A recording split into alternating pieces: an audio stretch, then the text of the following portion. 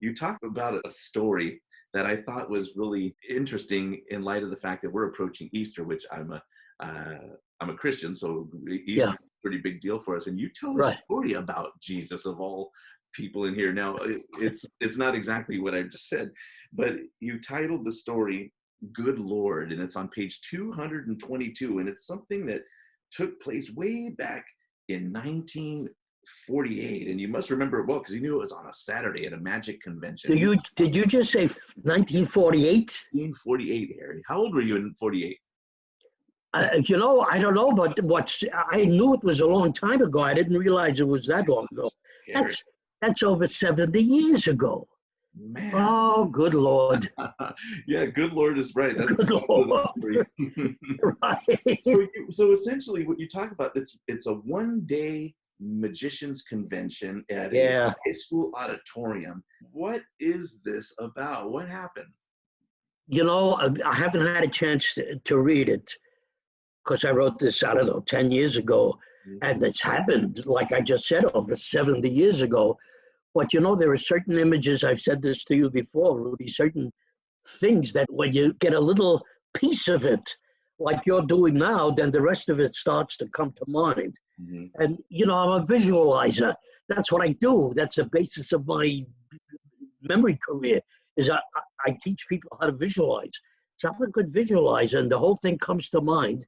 And I can visualize the stage now. I see uniformed. There were some regular magic acts, obviously, and it was a large audience, mostly magicians. It was a magicians' convention, I think, because all the people I talked to there were magicians, Mm-hmm. or magicians and their families. And 3 or 4 well-dressed in uniform men came out, and then they started to bring out stuff. The main thing that I remember, they came out with a large wooden cross, and then a large, long, rectangular table on which they placed the cross. And one of these uniformed people was holding a large pail, a bucket. And what happened is somebody came out and said, "You're about to meet blah, blah, blah." I can't remember his whole introduction, but "you're about to meet," and he said, "the great Jesus." That was this guy's title. And sure enough, some people come out. I can't recall if they walked him or carried him, and he was dressed as, I guess, Jesus Christ would have been dressed all those centuries ago. Mm-hmm. Not in a regular suit or anything. I'm trying to visualize it was sort of a gown, Bizarre kind of thing. Long story short, I can't believe I'm seeing this. They laid him on the cross that was on this long table. He crossed his ankles. He put his palms out on the table, palms up, his hands out, palms up. They called a couple of people from the audience, I remember that, to check the bucket. The bucket that one of the men was holding was full of nails, large nails.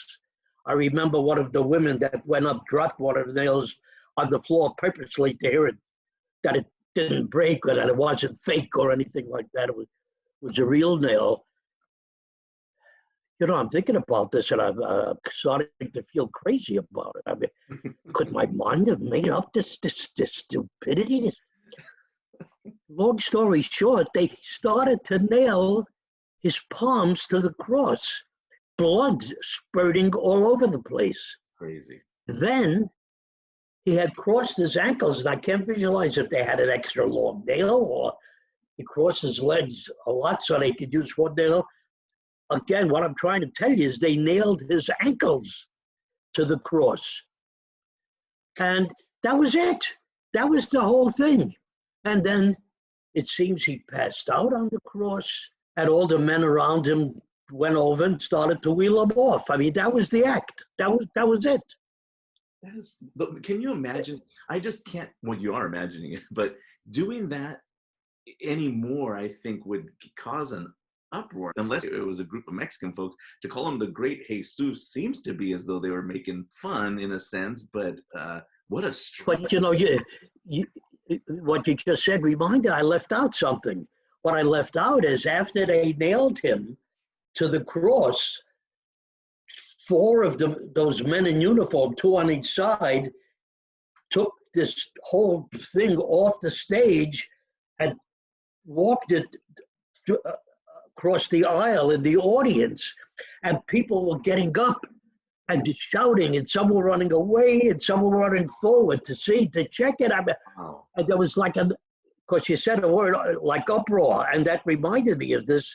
There was an uproar, people screaming and yelling and looking and said, "Look, it's blood!" And I mean, it was crazy.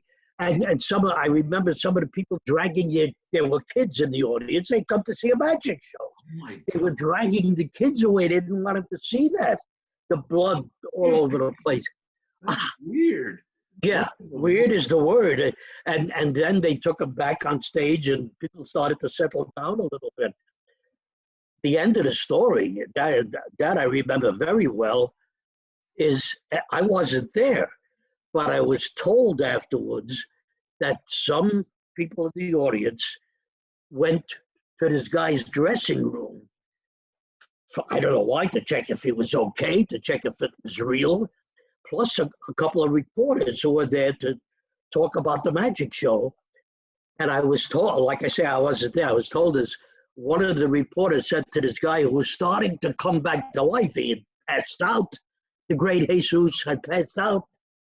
And he was coming back and, breathing heavily, and he started to sit up. And one of the reporters said, "How often do you do this act?" And he said, "Twice a year."